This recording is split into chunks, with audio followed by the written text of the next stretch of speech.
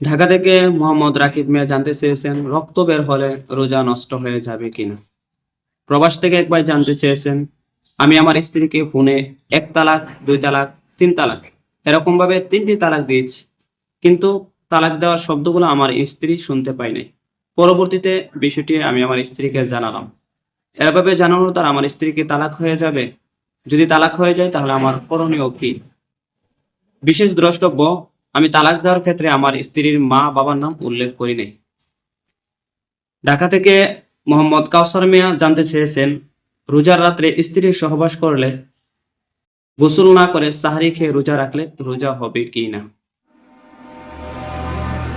ঢাকা থেকে মোহাম্মদ রাকিব মিয়া জানতে চেয়েছেন, রোজা রেখে রক্ত বের হলে রোজা নষ্ট হয়ে যাবে কিনা। রোজা রেখে রক্ত বের হওয়ার দ্বারা রোজা নষ্ট হবে না।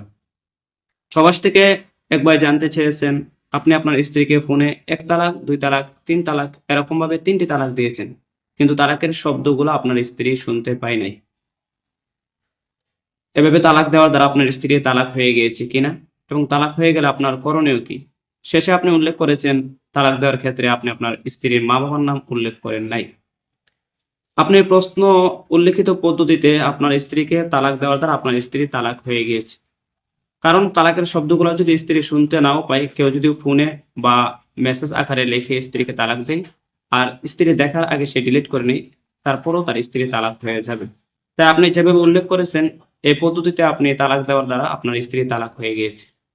আপনি শেষে একটা বিষয় উল্লেখ করেছেন যে তালাক দেওয়ার ক্ষেত্রে আপনি আপনার স্ত্রীর মা বাবার নাম উল্লেখ করেন নাই। তালাকের ক্ষেত্রে স্ত্রীর মা বাবার নাম উল্লেখ করা জরুরি নয়। যারা এই সমস্ত কথা বলে থাকে যে স্ত্রীর মা বাবার নাম উল্লেখ না করলে তালাক হবে না, এই সমস্ত মানুষ বর্বর ও মূর্খতার কারণে এই সমস্ত কথা বলে থাকেন। তাই আপনার স্ত্রীকে এভাবে তালাক দেওয়ার দ্বারা আপনার স্ত্রী তালাক হয়ে গিয়েছে। মনে করেন যে একটা মানুষকে আপনি ছুরি দ্বারা আঘাত করলেন, সে মৃত্যুবরণ করলো। এখন আপনি বললেন যে আমি তো তোমার মা বাবার নাম উল্লেখ করিনি, তাহলে কি মানুষটা জীবিত হবে? তাহলে মানুষটা জীবিত হওয়া সম্ভব নয়। এরকম ভাবে তালাকের ক্ষেত্রে স্ত্রীর মা বাবার নাম উল্লেখ করা জরুরি নয়। আপনার স্ত্রী তালাক হয়ে গিয়েছে।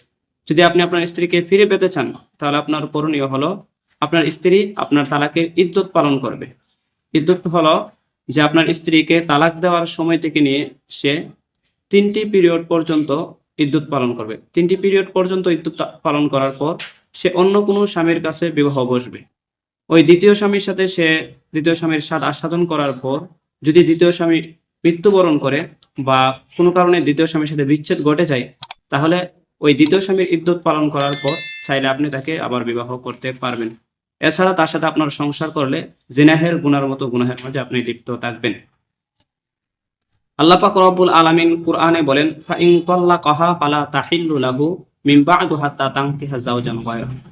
যদি কোনো স্বামী তার স্ত্রীকে তালাক দিয়ে দেয়, তাহলে ওই স্ত্রী ওই স্বামীর জন্য হালাল হবে না যতক্ষণ পর্যন্ত ওই স্ত্রী দ্বিতীয় কোনো স্বামীকে গ্রহণ না করবে। তাই আপনার স্ত্রীর সাথে এখন আপনার বসবাস করার কোনো সুযোগ নেই। মোহাম্মদ কাউসার মিয়া ঢাকা থেকে জানতে চেয়েছিলেন যে রোজার রাত্রে স্ত্রী সহবাস করলে ফরজ গোসল না করে সাহারি খেয়ে রোজা রাখলে রোজা হবে কিনা। রোজার রাত্রে স্ত্রী সহবাস করলে ফরজ গোসল না করে সাহারি খেয়ে রোজা রাখলে রোজা হয়ে যাবে, তবে নাপাক অবস্থায় থাকা অনুচিত। আপনি সাহারি খাওয়ার পূর্বে অবশ্যই নাপাকি ধুয়ে নেবেন এবং উজু করে নেবেন, কিন্তু ফরজ নামাজের একটি সময় অতিবাহিত হওয়ার পূর্বে আপনি গোসল করে নিতে হবে।